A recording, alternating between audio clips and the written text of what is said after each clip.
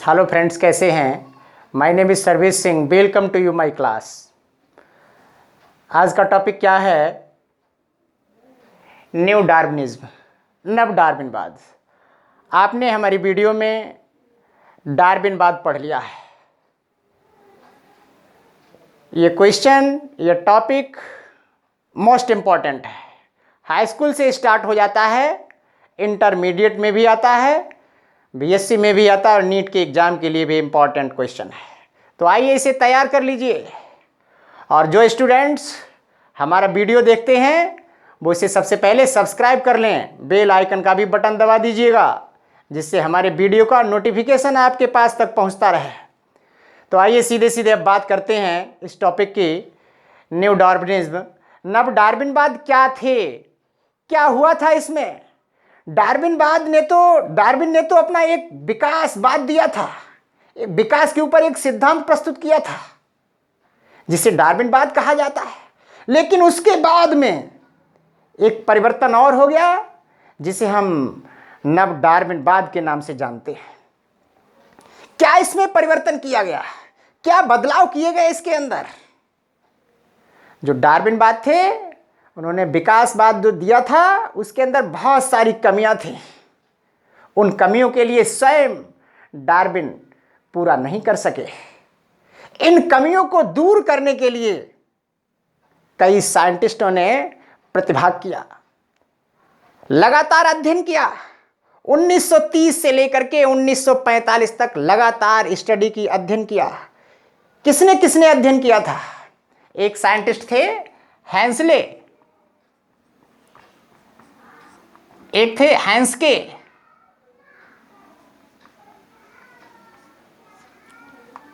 एक थे मेयर, एक बीजवान। तो इत्यादि जो साइंटिस्ट थे इन्होंने सन 1930 से लेकर के 1945 तक, 1930 से लेकर के 1945 तक, 1930 से लेकर के 1945 तक विशेष अध्ययन किया और उनकी कमियों को दूर किया। इसके बाद में उन्होंने एक नया रूप दे दिया डार्विनवाद को। क्या रूप दे दिया, क्या नाम दे दिया? न्यू डार्विनिज्म नाम दे दिया, नव डार्विनवाद नाम दे दिया। इसी के नाम से आज पढ़ा जाता है, जाना जाता है। तो स्वयं तो डार्विन अपनी कमियों को दूर नहीं कर सके, लेकिन ये जो साइंटिस्ट थे इन्होंने इनके डार्विनवाद के अंदर जो कमियां थी उन कमियों को दूर किया। दूर करने के बाद उसका एक नया नाम दे दिया, उसकी एक नई संज्ञा दे दी, जिसे न्यू डार्विनिज्म कहते हैं या फिर नव डार्विनवाद कहते हैं। तो इसके अलावा एक साइंटिस्ट और भी थे, डैडसन थे। डैडसन ने क्या बताया था? डैडसन ने क्या दर्शाया था, क्या बताया था डैडसन ने? डैडसन ने यह दर्शाया था कि जो modern synthetic theory of evolution की जो होती है, आधुनिक संश्लेषणवाद जो है वो क्या है? वो प्योर न्यू डार्विनिज्म है, नव डार्विनवाद है। इसी के ऊपर सारी थ्योरी डिपेंड करती है। जैव विकास जो दिया है उस जैव विकास के लिए नव डार्विनवाद से समझा जा सकता है। उसके ये परिणाम है। क्या दर्शाया था? इन साइंटिस्टों ने क्या बताया था?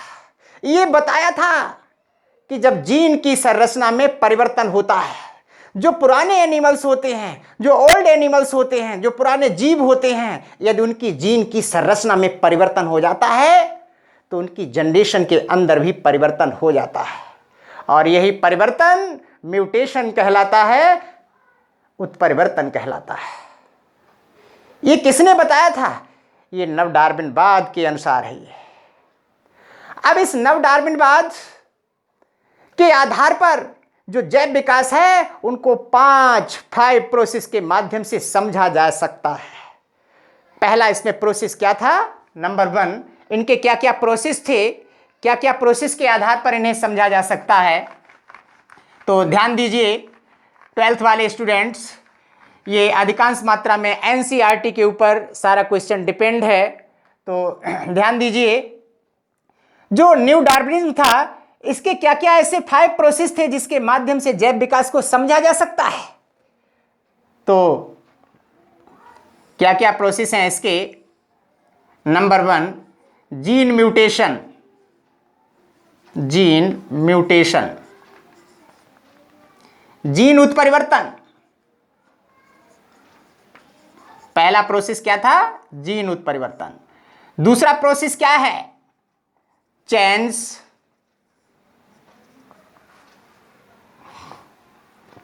इन structure and numbers of chromosomes. गुणसूत्र की संख्या एवं संरचना में परिवर्तन। गुणसूत्र की संरचना एवं संख्या में परिवर्तन।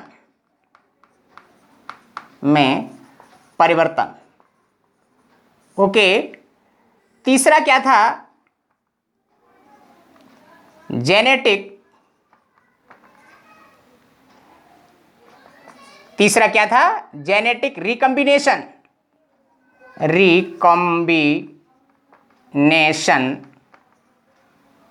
या कह सकते हैं हिंदी में जेनेटिक पुनर्योजन। नेक्स्ट, फोर्थ क्या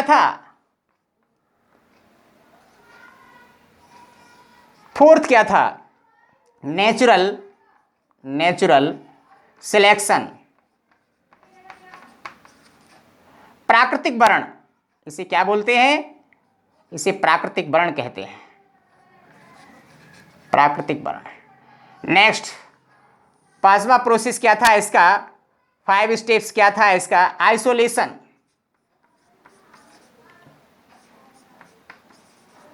इसे क्या बोलते हैं? पृथक्करण इसे कहा जाता है। इसे पृथक्करण कहा जाता है। तो इस तरीके से 5 स्टेप्स के माध्यम से जैव विकास के लिए समझा जा सकता है नव डार्विनवाद के अनुसार। क्या है ये 5 स्टेप्स? क्या दर्शाते हैं ये जैव विकास के बारे में, जिन्हें आज हम लोग पढ़ते हैं? तो ध्यान दीजिए, पहला प्रोसेस क्या था? जीन म्यूटेशन, जीन परिवर्तन, जीन उत्परिवर्तन। जो जीन के डीएनए अणु होते हैं, जीन के जो डीएनए अणु होते हैं और डीएनए अणु के अंदर जो न्यूक्लियोटाइड्स होते हैं, जब उनके अंदर परिवर्तन हो जाता है, जब उनके अंदर बदलाव आ जाता है, तो कंडीशन क्या होती है? जीन संरचना का क्रम चेंज हो जाता है। जीन संरचना का क्रम चेंज होने से वो जीन नॉर्मल नहीं रह जाते हैं, सामान्य नहीं रह जाते हैं। उस जीन की संरचना के अंदर बदलाव आ जाता है। और जब ऐसे जीन की संरचना जनरेशन के निर्धारण में भाग लेती है, तो उस जनरेशन के अंदर परिवर्तन आ जाते हैं, बदलाव आ जाते हैं, भिन्नताएं आ जाती हैं। यदि वो भिन्नताएं यूजफुल होती हैं, लाभदायक होती हैं, तो जीवों के अंदर वो वंशागत भी बन जाती हैं। क्या दर्शाया था? जो जीन डीएनए के अणु होते हैं, डीएनए के अणु में जो जीन पाए जाते हैं और डीएनए के जो न्यूक्लियोटाइड्स होते हैं, अगर उनमें कोई परिवर्तन आ जाता है तो जीन की संरचना का क्रम बिगड़ जाता है। और क्रम बिगड़ने से जीन की संरचना में बदलाव आ जाते हैं। और वो बदलाव कभी कभी इतने हो जाते हैं, बहुत ज़्यादा हानिकारक हो जाते हैं, घातक हो जाते हैं। और कभी कभी बदलाव इतने कम होते हैं कि जीवों के अंदर वो अपनी उपस्थिति तक दर्ज नहीं करा पाते। और जब ऐसी भिन्नताएं आ जाती हैं जीवों के अंदर, अगर लाभदायक होती हैं, तो वो जीवों के अंदर वंशागत बन जाती हैं। अगर जो लाभदायक नहीं होती हैं, हार्मफुल होती हैं, वो नष्ट हो जाती हैं, खत्म हो जाती हैं, वो वंशागत कभी नहीं बनती हैं।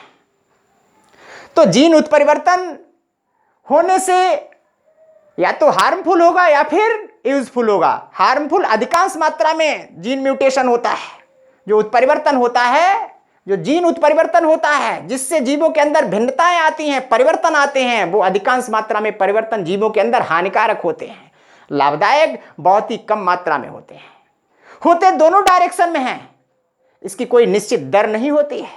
तो इस जीन उत्परिवर्तन के माध्यम से भी जैव विकास को समझा जा सकता है कि जीवों के अंदर भी परिवर्तन हो जाते हैं, और वो परिवर्तन जब जीन की संरचना में होता है, अगर ये यूजफुल होता है तो ये वंशागत बन जाते हैं। इसके माध्यम से भी जैव विकास को समझा जा सकता है, दर्शाया जा सकता है। दूसरा क्या प्रोसेस था इनका, क्या स्टेप था? Change in structure and number of chromosomes. गुणसूत्र की संरचना एवं संख्या में परिवर्तन। होता क्या है, क्रोमोसोम्स की संरचना में भी परिवर्तन आ जाता है। जब जीन की संरचना में कोई बदलाव आता है तो गुणसूत्र की संरचना में भी बदलाव आ जाता है। और वो बदलाव कैसा होता है, वो बदलाव कितने तरीके से होता है, देखिए ध्यान दीजिए। वो बदलाव कितने तरीके से होता है। नंबर 1 ए number deficiency. Number 2 duplication. Number 3 translocation. Number 4 inversion. Deficiency means क्या होता है? डिफिशियंसी मीन्स कमी, यानी गुणसूत्र के अंदर कमी हो जाती है। जैसे मान लीजिए ये एक पेयर है क्रोमोसोम्स का, ये एक पेयर है क्रोमोसोम्स का। अगर इस पेयर का कोई खंड टूटता है, अगर इस क्रोमोसोम्स का कोई खंड टूटता है और टूटने के बाद जब वो नष्ट हो जाता है तो इस गुणसूत्र के अंदर कमी आ जाती है, उसकी संरचना में कमी आ जाती है। और जब ऐसा गुणसूत्र भाग लेता है जनरेशन के निर्धारण में तो भिन्नताएं उत्पन्न होती हैं। क्या उत्पन्न होता है? भिन्नता उत्पन्न होती है।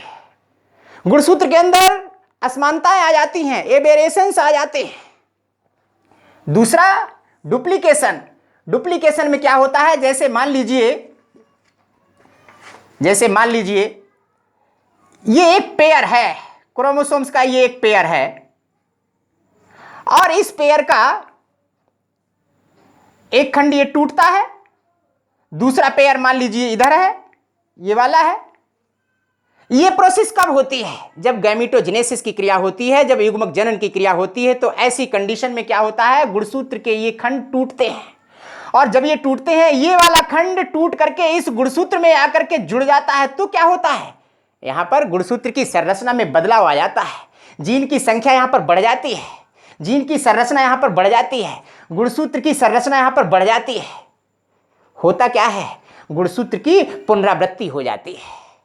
तो ऐसी कंडीशन में भी गुणसूत्र के अंदर बदलाव आ जाते हैं, और ये बदलाव जब जनरेशन के अंदर ऐसा गुणसूत्र भाग लेता है तो उस जनरेशन के अंदर भिन्नता आ जाती है, परिवर्तन आ जाते हैं। तो इस तरीके से भी गुणसूत्र की संरचना में बदलाव आ जाते हैं। Next translocation. ट्रांसलोकेशन में क्या होता है, जैसे मान लीजिए ये क्रोमोसोम्स हैं, ये गुणसूत्र हैं, इस गुणसूत्र का खंड इस क्रोमोसोम्स में आकर के जुड़ जाता है और इसका खंड यहां पर आकर के जुड़ जाता है।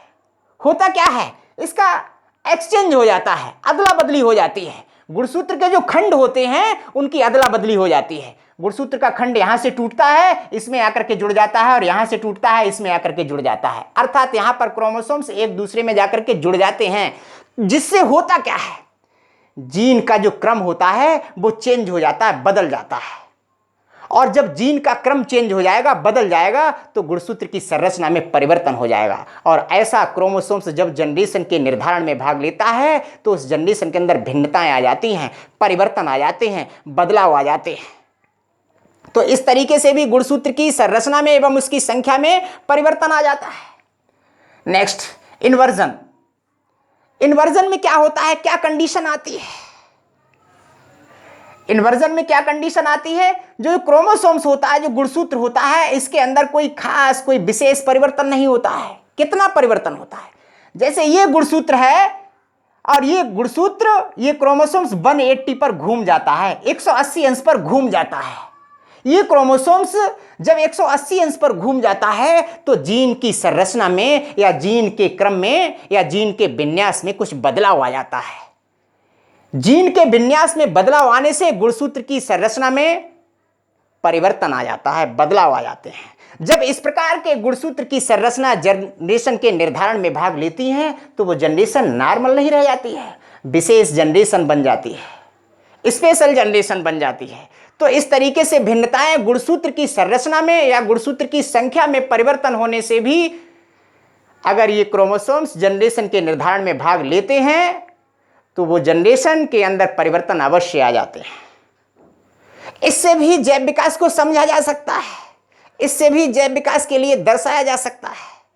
ये भी प्रोसेस जैव विकास में हमें बताती है। नेक्स्ट, जेनेटिक रिकम्बिनेशन, जेनेटिक पुनर्योजन। जेनेटिक पुनर्योजन कब होता है, कैसे होता है? ह्यूमन बींग्स के अंदर सेक्सुअल रिप्रोडक्शन की क्रिया होती है, लैंगिक जनन क्रिया होती है। ह्यूमन बींग्स के अंदर क्या होता है? सेक्सुअल रिप्रोडक्शन की क्रिया होती है। अब जो सेक्सुअल रिप्रोडक्शन की क्रिया होती है तो ध्यान दीजिए, सेक्सुअल रिप्रोडक्शन की क्रिया में होता क्या है? सेक्सुअल रिप्रोडक्शन की क्रिया में क्या होता है? दो प्रकार के गैमीट भाग लेते हैं, जिसमें से एक गैमीट कैसा होता है? एक गैमीट मेल होता है, दूसरा गैमीट फीमेल होता है। जब मेल एंड फीमेल दो प्रकार के गैमीट भाग लेते हैं तो होता क्या है? उसमें एक नई जीन की संरचनाएं बनती हैं, नए जीन का निर्माण होना शुरू हो जाता है जब दो प्रकार के गैमीट आपस में भाग लेते हैं। जैसे मान लीजिए ये क्या है, ये एक मेल गैमीट की संरचना है या फिर फीमेल गैमीट की संरचना है। मेल गैमीट की संरचना या फिर फीमेल गैमीट की संरचना भाग लेती हैं तो कंडीशन क्या होती है उसके अंदर? ये मान लीजिए मेल गैमीट है, मेल गैमीट, ओके, और इधर ये फीमेल गैमीट है, फीमेल गैमीट। जब दोनों प्रकार के गैमीट कंजुगेट होते हैं, संयुग्मित होते हैं, इससे एक नई संरचना बन जाती है। ये एक नई संरचना इसके अंदर बन जाती है। और ये संरचना कैसी होती है? ये संरचना कैसी बनती है? अगर ये संरचना बनती है तो ये संरचना विशेष होती है। ये एक जायगोट की संरचना बनती है। और ये जायगोट कैसा होता है?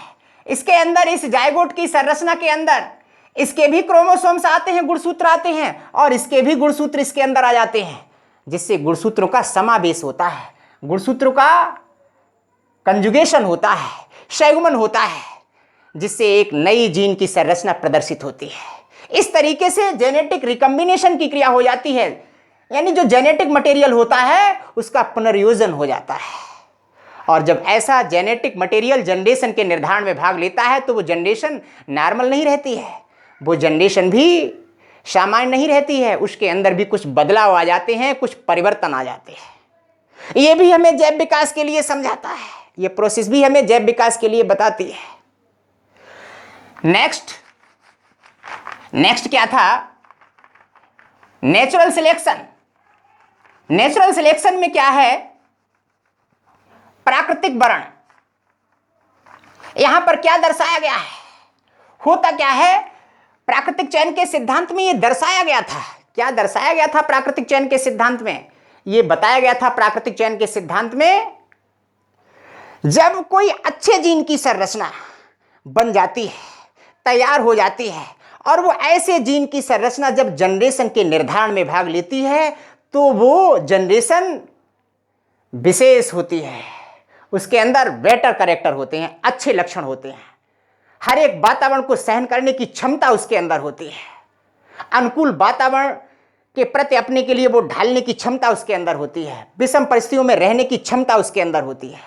जब कोई विशेष प्राकृतिक चयन के आधार पर क्या दर्शाया गया था नेचुरल सिलेक्शन में, जब कोई विशेष जीन की संरचना बन जाती है, तैयार हो जाती है, और ऐसे जीन की संरचना जब जनरेशन के निर्धारण में भाग लेती है तो वो जनरेशन बेटर आती है, वो जनरेशन बेटर होती है, अच्छी होती है, वो अपना जीवन यापन आसानी से व्यतीत कर सकती है, अपने के लिए अच्छे वातावरण में ढाल सकती है, उसके अंदर हर परिस्थिति का सामना करने के लिए कैपेसिटी होती है, उसके अंदर क्षमता होती है। ये हमें क्या दर्शाता है? प्राकृतिक वर्णवाद बताता है। इसके अलावा एक स्टेप्स और बताया था, जिसे क्या दर्शाया था? आइसोलेशन।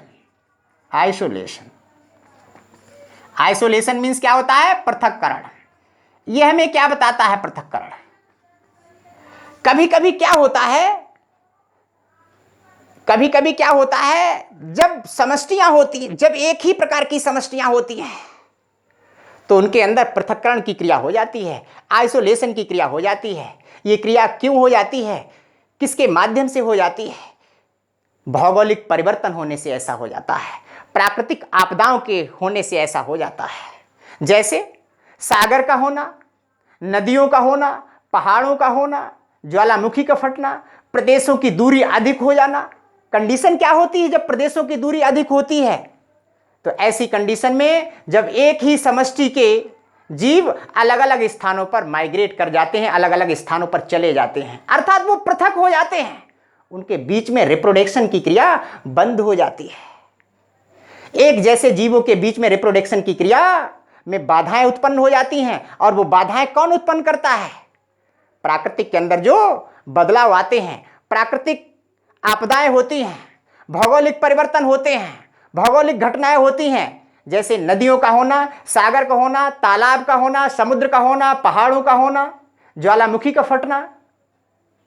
इस तरीके से तमाम ऐसी बाधाएं आ जाती हैं जो समष्टि के लिए पृथक कर देती हैं, अलग कर देती हैं, आइसोलेट कर देती हैं, अलग अलग कर देती हैं, जिससे उन समष्टियों के बीच में रिप्रोडक्शन की कमी हो जाती है। होता क्या है, रिप्रोडक्शन उनसे कैसा हो जाता है? पृथक हो जाता है, अलग हो जाता है। और जब वो इस प्रकार के एनिमल्स, इस प्रकार के जीव जब वो अलग अलग वातावरण में रहते हैं, अलग अलग जलवायु में रहते हैं, तो उनके अंदर कभी कभी इतना परिवर्तन हो जाता है, इतना परिवर्तन हो जाता है कि वो जातियां डिफरेंट बन जाती हैं, नए जीव जंतु बन जाते हैं, नई जातियां बनकर के तैयार हो जाती हैं, और वो जातियां इतनी भिन्न हो जाती हैं कि विशेष जातियां बन जाती हैं, नई जीव जातियां बनकर के तैयार हो जाती हैं। तो इस तरीके से ये 5 जो स्टेप्स हैं, 5 ये प्रोसेस है, प्रक्रम हैं, ये क्या दर्शाते हैं? जैव विकास को समझाते हैं। तो इसी आधार पर डैडसन ने ये दर्शाया था, डैडसन ने ये बताया था, जो modern synthetic theory of evolution की है, जो आधुनिक संश्लेषणवाद जैव विकास का है, वो प्योर नव डार्विनवाद के ऊपर डिपेंड करता है। जो नव डार्विनवाद है वही क्या है? Modern synthetic theory of evolution की है। ये दर्शाता है हमें, जैव विकास के बारे में बताता है हमें, जैव विकास को एक्सप्लेन करता है हमें। तो ठीक है, जो स्टूडेंट्स हमारा वीडियो देखते हैं वो सबसे पहले इसे सब्सक्राइब कर लें, बेल आइकन का बटन भी दबा दीजिएगा, शेयर भी कर दीजिएगा, जिससे आपके पास हमारे वीडियो का नोटिफिकेशन पहुंचता रहे। Thank you.